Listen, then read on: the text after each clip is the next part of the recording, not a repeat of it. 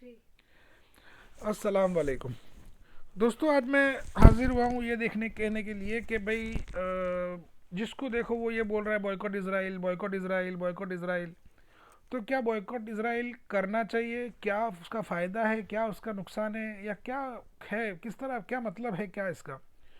तो सबसे पहली बात तो ये है कि बेशक बॉयकॉट इसराइल या इसराइली प्रोडक्ट का बॉयकॉट जो है वो करना चाहिए, ज़रूरी है, क्योंकि ये जंग जो है ये हर मोर्चे पे लड़ी जानी है। और ये जंग जो है ये सिर्फ फ़िलिस्तीनियों की नहीं है, मस्जिद अक्सा सिर्फ फ़िलिस्तीनियों की नहीं है, ये पूरे मुसलमानों की है, और ये जंग भी सारे मुसलमानों की है। और इस जंग में हम जिस तरह भी हो सके हमको ये हिस्सा लेना चाहिए। और दूसरी एक बात ये भी है कि ये जो इसराइल है इसकी पूरी जान जो है वो पैसे में है, पैसा ही इसकी जान है।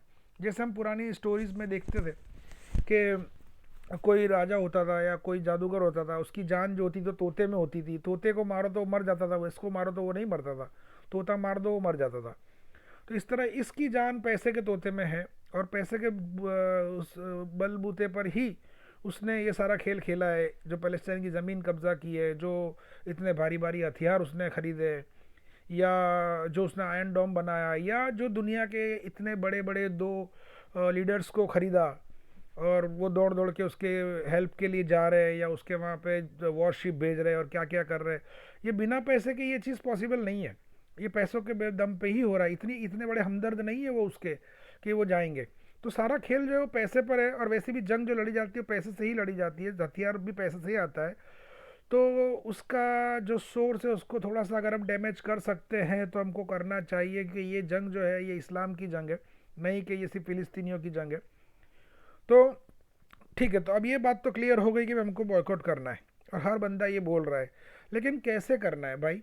सिर्फ 2 महीने, 4 महीने, 6 महीने, जैसा मैंने देखा है पिछले महीने का जंगों में, इससे पहले 2 से 3 बार मेरी समझ के अंदर जंग हो चुकी है, और हम लोग ने बॉयकॉट किया। हम पूरा लिस्ट आ जाता है कि ये चीज़ें बॉयकॉट करनी है, ये प्रोडक्ट इसराइल की है और इसको बॉयकॉट करना है, और हम करते भी हैं।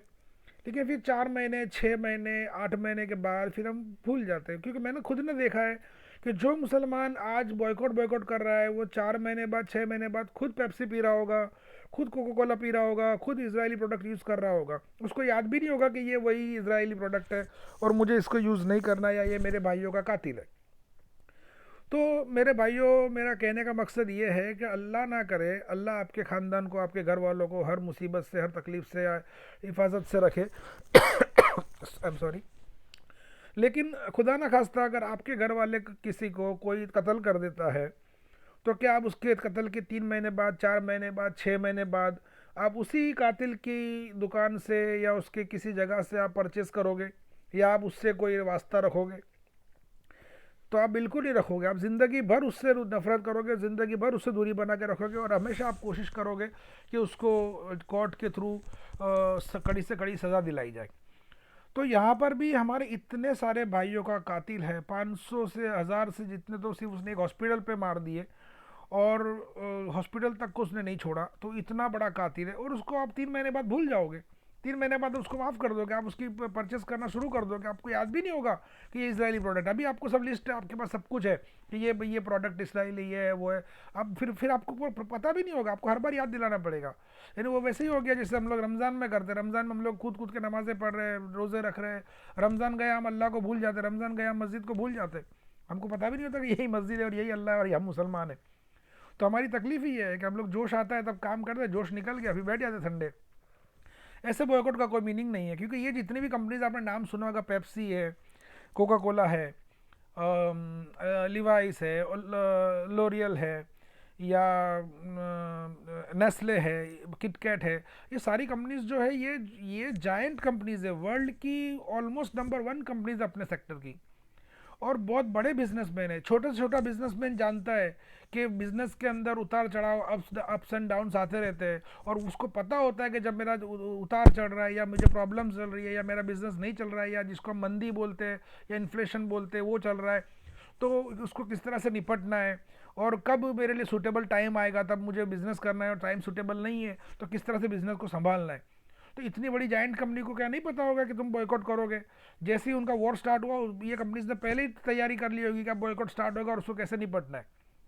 फिर और उसको ये भी पता है कि 3-4 महीने उछलेंगे फिर कुछ नहीं होगा, तो 3-4 महीने का उन्होंने जो भी अरेंजमेंट करना होगा वो कर लिया होगा। फिर जैसे आप ठंडे पड़ जाओगे फिर वो उनके ज़्यादा उससे बाहर आएंगे और ज़्यादा पैसा कमाएंगे वो।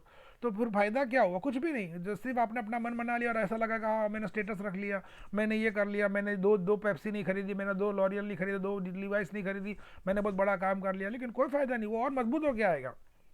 तो मेरा कहने का मतलब ये है कि हमको ये बॉयकॉट हमेशा के लिए करना है।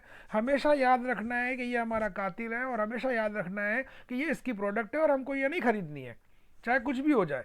अब हम लोग क्या कर रहे हैं, अभी 2 महीने 3 महीने करेंगे फिर भूल जाएंगे, तो कोई मतलब नहीं है। ऐसे बॉयकॉट से नहीं करना बेहतर है। अब तो उसको और से अलर्ट कर दे रहे हो, तो बेहतर है कि आप बॉयकॉट करो तो हमेशा के लिए करो, कसम खा लो कि आज के बाद इन प्रोडक्ट में से हो सके इतनी प्रोडक्ट हमको नहीं खरीदनी है। अब 100% बॉयकॉट आप नहीं कर सकते, कई सारी चीज़ें बहुत ऐसी है जिस पर इनका कोई ऑप्शन ही नहीं है, या बहुत ज़्यादा आपकी ज़िंदगी का हिस्सा बन चुकी है। तो कोई बात नहीं, जंग के अंदर जब एक सोल्जर जाता है तो वो हर सामने के ऑपोजिट के सोल्जर को, हर एक को वो नहीं मारता। अगर आप किसी जंग में जाओगे तो हर किसी को आप नहीं मारोगे, आप जितने मार सकते हो उतने मारोगे, बाकी आपके साथी जो सोल्जर्स है वो मारेंगे। तो ज़रूरी नहीं कि आप सारी प्रोडक्ट को आप ही बॉयकॉट करोगे या सारे मोर्चे पे आप ही लड़ोगे। आप जितना लड़ सकते हो आप लड़ो, जितना आप कर सकते हो करो, 100% नहीं तो 90%, 90% नहीं तो 80%, जितना पॉसिबल है बॉयकॉट करो। लेकिन जो बॉयकॉट करो वो लाइफ टाइम करो, अपनी पीढ़ी को, जनरेशन को भी सिखा के जाओ, ताकि क़यामत तक ये बॉयकॉट चले। अभी 6 महीने का बॉयकॉट कोई फ़ायदा नहीं रखता। अपने बच्चों के अंदर भी ये चीज़ डालो कि हमको ये चीज़ नहीं करनी है, और क्यों नहीं करनी है, क्या इसका रीज़न है, कि कौन है इसराइल, क्या कर रहा है वो, कौन है फ़िलिस्तीनी, कौन क्या कर रहे हैं फ़िलिस्तीनी, क्यों लड़ रहे हैं, क्या बदला है, क्या उन पर जुल्म हो रहा है, क्या उनसे नाइंसाफ़ी हो रही है, ये अपने बच्चों को बताओ। और ऐसा कर दो कि आपकी जनरेशन से जनरेशन बॉयकॉट करे और उसको तोड़े।